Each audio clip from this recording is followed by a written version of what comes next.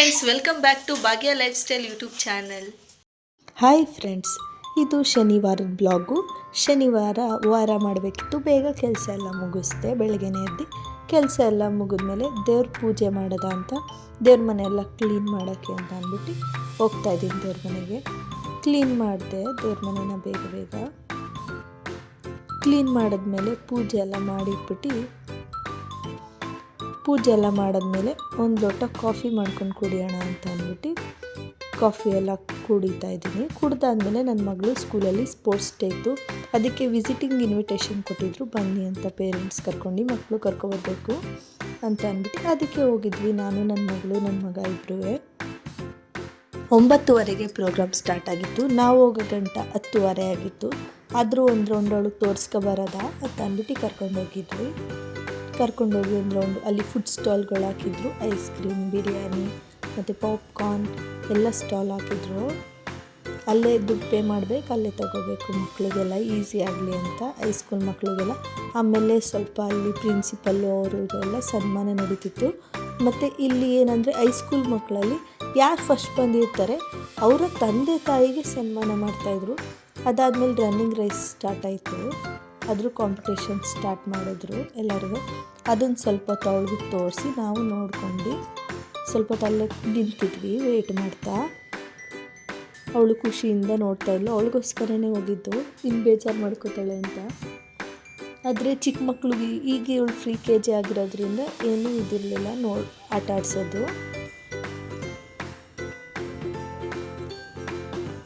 ಆಮೇಲೆ ನೋಡ್ತಾ ನಿಂತಿದ್ವಿ ನಾನು, ನನ್ನ ಮಗಳು ಇಬ್ಬರೂ.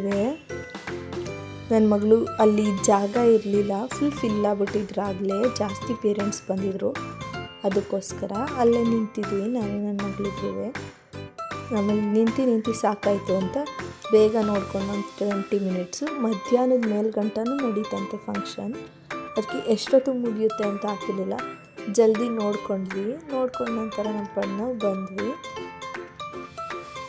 ಬರೀ ಒಂದು ಕ್ಲಾಸಲ್ಲಿ 6 ಮಕ್ಕಳು 5 ಮಕ್ಕಳು ಅಷ್ಟೇ ಇದ್ದಿದ್ದು ರನ್ನಿಂಗ್ ರೇಸಲ್ಲಿ. ಫಸ್ಟೇ ಎಲ್ಲೋ ಒಂದು ಟೂರ್ನಮೆಂಟ್ ಥರ ಇಟ್ಟು ಅವರು ಫುಲ್ ಯಾರ್ಯಾರು ಚೆನ್ನಾಗಿ ಓಡ್ತಾರೆ ಅವ್ರನ್ನ ಮಾತ್ರ ಚೂಸ್ ಮಾಡಿದ್ರೇನು. ಮಕ್ಕಳು ಮಾತ್ರ ತುಂಬ ಚೆನ್ನಾಗಿ ಓಡ್ತಾಯಿದ್ರು.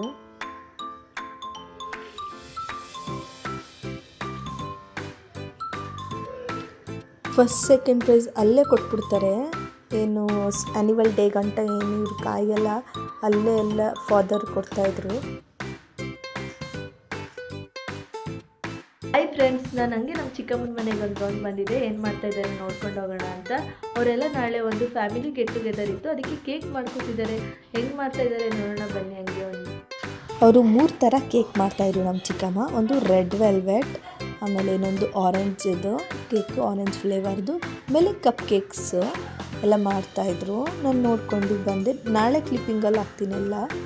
ಆಮೇಲೆ ಮನೇಲಿ ನಾನೇ ಐಸ್ ಕ್ರೀಮ್ ಮಾಡಿದ್ದೆ. ಆಮೇಲೆ ಬಿಸಿಬೇಳೆಭಾತ್ ಪೌಡರ್ ಮಾಡೋದು ಹೇಗೆ ಅಂತ ಹೇಳ್ಕೊಡ್ತೀನಿ ಬನ್ನಿ. 3 ಸ್ಪೂನ್ ಕಡಲೆಬೇಳೆ, 2 ಸ್ಪೂನ್ ಉದ್ದಿನಬೇಳೆ ಹಾಕ್ಕೋಬೇಕು. ಹಾಕ್ಕೊಂಡು ಎರಡನ್ನೂ ಚೆನ್ನಾಗಿ ಫ್ರೈ ಮಾಡಬೇಕು. ಸ್ವಲ್ಪ ಗೋಲ್ಡಿಶ್ ಕಲರ್ ಹಾಕಬೇಕು, ಅಲ್ಲಿಗಂಟ ಚೆನ್ನಾಗಿ ಫ್ರೈ ಮಾಡ್ಕೋಬೇಕು. ನೋಡಿ ಈಗ ಫ್ರೈ ಆಗಿದೆ, ಈ ಥರ ಫ್ರೈ ಮಾಡ್ಕೋಬೇಕು. ಫ್ರೈ ಮಾಡಿದ್ಮೇಲೆ ಇದನ್ನು ಒಂದು ಪ್ಲೇಟಿಗೆ ಟ್ರಾನ್ಸ್ಫರ್ ಮಾಡ್ಕೋತೀನಿ. ನೆಕ್ಸ್ಟ್ ಒಂದು ಬಾಣಲಿಗೆ ಮೆಂತ್ಯ 1 ಟೀ ಸ್ಪೂನ್ ಹಾಕ್ಕೋಬೇಕು. ಅದ್ರ ಜೊತೆಗೆ ಚಕ್ಕೆ, ಲವಂಗ, ಚಕ್ಕೆ 2 ಚೂರು, ಲವಂಗ ಒಂದು 4-5 ಹಾಕ್ಕೋಬೇಕು. ಆಮೇಲೆ 1 ಸ್ಪೂನ್ ಜೀರಿಗೆ, ಇನ್ನೊಂದು ಸ್ಪೂನು ಗಸಗಸೆ ಹಾಕ್ಕೊಂಡು ಇಷ್ಟನ್ನು ಚೆನ್ನಾಗಿ ಫ್ರೈ ಮಾಡ್ಕೋಬೇಕು.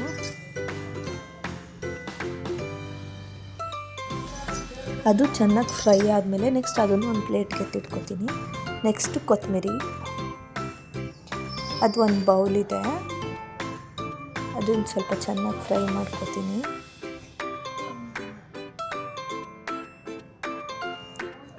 ಅದು ಚೆನ್ನಾಗಿ ಫ್ರೈ ಎಲ್ಲ ಆದಮೇಲೆ ಈಗ ನೋಡಿ ಚೆನ್ನಾಗಿ ಫ್ರೈ ಆಗಿದೆ. ಫ್ರೈ ಆದಮೇಲೆ ಕರಿಬೇವಿನ ಸೊಪ್ಪು ಹಾಕ್ಕೊಂಡು ಇನ್ನೊಂದು ಸ್ವಲ್ಪ ಚೆನ್ನಾಗಿ ಫ್ರೈ ಮಾಡ್ಕೊತೀನಿ.